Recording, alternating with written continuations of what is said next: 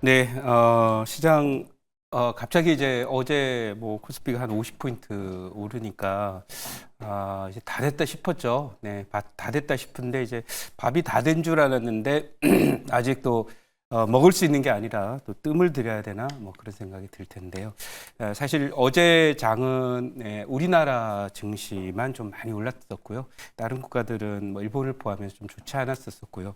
특히 이제 최근에 우크라이나 전쟁이 이제 종전된다는 기대감으로 독일의 닥스 지수입니다. 그 선진국의 그 대단한 지수가 최근 한 달 반 동안에 무려 20%나 지수가 올랐어요. 그러니까 우리 코스피로 따지면 20%면 500포인트가 오른 거거든요.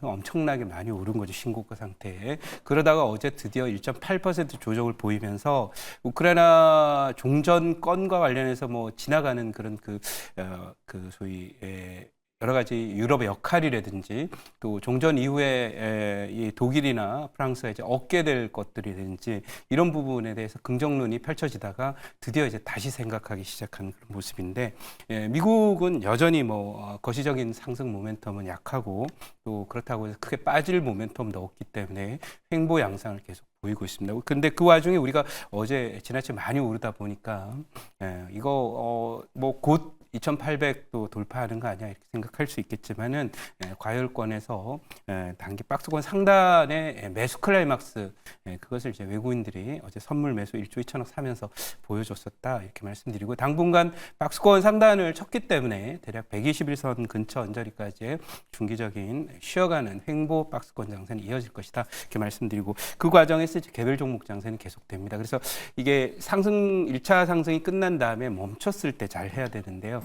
이 자리에서 아까 김영원 매니저께서는 말씀을 하셨지만은 올해 이제 이때 내내 갈 수 있는 주도주들, 그것들 하고 그냥 잠깐 반짝하고 이번 파동에 고점을 치고 이제 지금부터 이제 하반기까지 계속 조정에 들어가는 박스권에 갇히게 되는 그런 섹터들하고 구분을 좀 해야 될 거고, 또 지수가 상승이 멈추게 되면은 지금까지 움직이지 않았던 그런 그 새로운 개별 종목들이 움직이고 아주 각계전투 양상을 보이면서 움직일 가능성이 높은데, 그런 측면을 좀 고려해야 되겠다 이렇게 말씀을 드립니다. 그래서 오늘은 지금까지 뭐 별로 영향이 없었던 정책주들 중에서 첨단 산업과 관련해서 인공지능이나 반도체, 또 로봇 이런 쪽과 관련된 종목들이 많이 올라왔는데 정책주였음에도 움직이지 못했던 그런 종목들 관심을 두고, 또 조기 대선의 가능성 이 커지고 있는 그런 상황이기 때문에 조기 대선이 되면 아무래도 인물에 대한 내용도 그렇지만은 차기 정부가 앞으로 어떤 형태의 정책들을 갖고 나올 것이냐라고 하는 부분에 관련 수혜주들인데, 보통 이제 차기 정부 정책과 관련해서 잘 포인트를 맞춰야 되는 것은 역시 이제 산업 정책, 그리고 또 기업 정책 이런 쪽에 연관된 것이 가장 핵심을 이룹니다. 물론 뭐 고속도로 지하화라든지 SOC나 또는 그 주택 건설과 관련된 그런 이슈들을 만들 수 있지만, 지금은 이제 뭐 건설하고 이럴 때가 아니잖아요. 고령화되면서 인구가 줄게 되는 그런 양상으로 가게 되면 기존 인프라를 어떻게 효율적으로 잘 쓸 건가, 그다음에 도시는 계속 집중이 되지만 지방의 소멸이라든지 이런 것들이 좀 계속 좀 우려되고 있기 때문에, 어쨌든 기존 SOC를 어떻게 더 잘 쓸 거냐 이런 부분에 신규 그런 프로젝트나 이런 것들은 참 쉽지 않을 거라고 생각을 합니다. 그래서 그런 관점에서 볼 때 앞으로의 정책은 산업 정책과 기업 정책이 집중될 것이다. 그런 관점에서 오늘 종목 하나를 갖고 왔고요. 지난번에 잠깐 소개드렸던 종목하고 비슷한 종목이다 이렇게 말씀드리도록 하겠습니다. 자, 그러면 보유 종목 리뷰를 잠깐 가보도록 하겠습니다. 보유 종목 리뷰를 가면요, 지금부터 이제 테마주들이 작은 테마들이 돌 가능성이 높아요. 그래서 보유 종목 리뷰 중에 이제 휴젤이라는 종목이 있습니다. 편입을 해놨는데 올라와서 지금 직전 고점은 돌파가 됐고요. 잘 보시면은 얘보다 오늘 지금 종가 현재가보다 높은 자리에 있는 캔들 양선은 요 하나 딱 있습니다. 이거는 이제 장대 양선 그걸 만들고 다음날 엎어버려서 급락을 시켰던 그런 형태지만, 이 종목은 이제 기관들이 계속 많이 갖고 있는 종목이고요. 보통 이제 경기가 좀 부진해도 완만하고 또 지수 상승이 멈췄을 때 보통 헬스케어나 오늘 그 엔터주들이 올라오는데 이런 가벼운 종목들이 움직이는 경향이 있습니다. 물론 이슈는 한한령 해제라고 하는 그런 이슈를 갖고 있지만 순환매 순서가 지금부터는 좀 경기 방어주나 소프트웨어적이고 또 컨텐츠적인 그런 요소들 그런 종목들로 순환을 하게 되어 있습니다. 그래서 그런 면에서 휴재는 정고점 언저리 올라가는 문제가 없다라고 보니까요. 뭐 1차 목표치를 30만 원 드렸거든요. 무난하게 돌파를 해서 갈 것이다 이렇게 말씀을 드려보도록 하겠습니다. 자, 그럼 오늘 편입 종목 편입을 한번 해보도록 하겠습니다. 그래서 이제 오늘 편입할 종목은 이제 제가 지난번에 또 이제 하나 편입을 해놨었는데 현재 가격은 1,470원 기록합니다. 종목 이름은 바로 TS 인베스트먼트라는 종목이고요. 차트 잠깐 보시면은 음선 크게 떨어진 다음에 슬금 하면서 직전 고점에 그러니까 여기 두 번째 여기 점상한가고요. 점상가 다음에 올라왔던 양선 고점을 넘어섰어요. 어제 넘어갔다가 일명 쳐맞는다 그러죠. 이거는 이제 억지로 눌러서 윗꼬리를 만든 형태가 어제장의 모습이었다면은 오늘은 다시 한번 여기로 오면 지금 고가 돌파를 했기 때문에 어제 고가도 넘어갔어요. 보통 고가 돌파를 하게 되면은 직전 고점 여기가 돌파가 컨펌된 게 아니냐, 확정된 게 아니냐 이렇게 기술적으로 분석을 할 수 있습니다. 그래서 그런 부분이고 밑에 오실레이터의 흐름들을 보더라도 이제 시작한 거라는 걸 알 수 있죠. 그래서 그런 부분들을 생각하면 되는데 그럼 도대체 왜 TS 인베스트먼트냐? 지난번에는 느닷없이 린드먼 아시아를 갖고 와서 벤처캐피탈 관련 종목을 갖고 왔는데 오늘은 TS 인베스트먼트냐?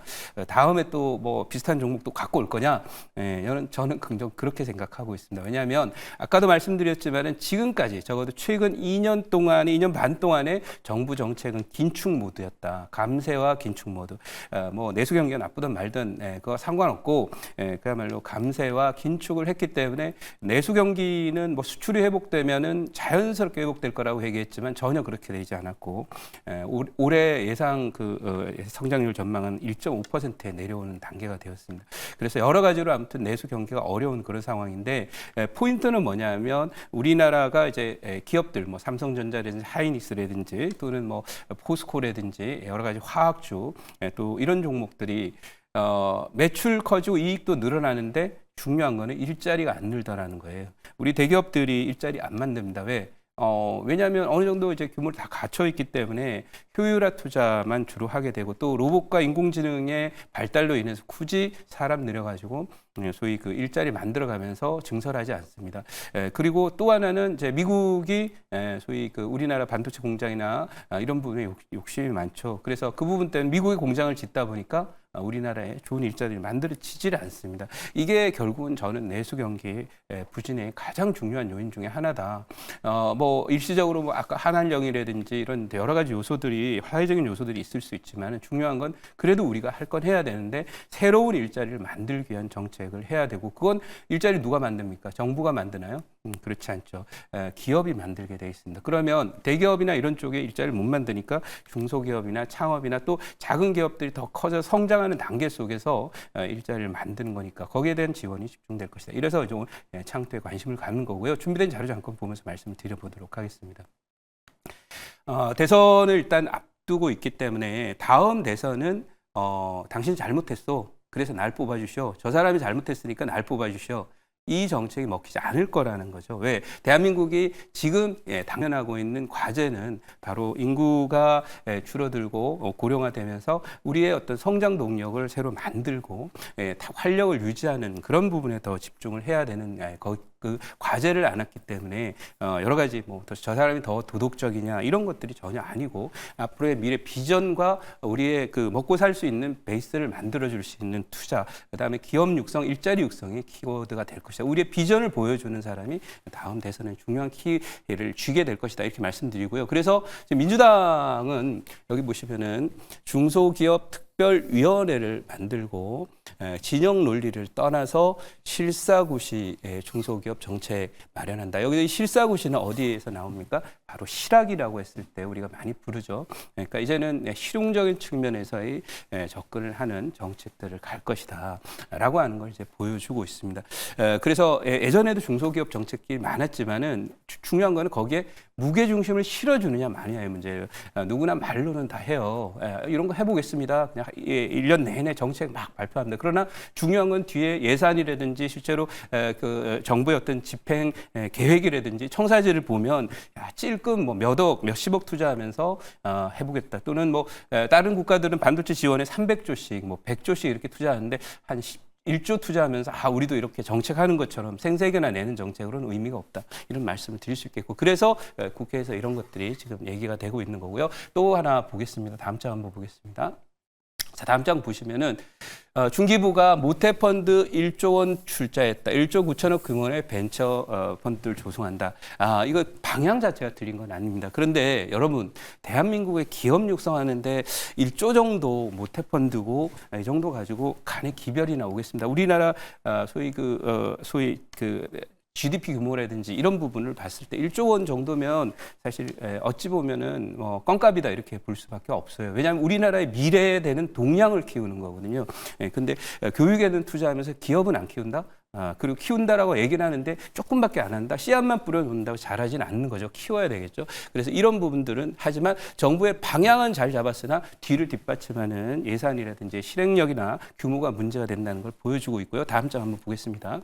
자, 다음 장 한번 보면은 이게 올라간 이유가 궁금하시죠? 그 이유가 뭐냐면 바로 메타가 퓨리오사의 투자를 지금 인수 검토 중에 있는데 이게 되게 되면 TS 인베스트먼트 요 발굴에 참여했다라는 그런 뉴스와 함께 지난번에 급등했던 그런 소식입니다. 그래서 오늘 직전고 좀 넘어서고 있기 때문에 요거와 연관한 모멘텀도 포함이 돼 있고 또 정책 모멘텀으로 창투를 키울 수밖에 없다.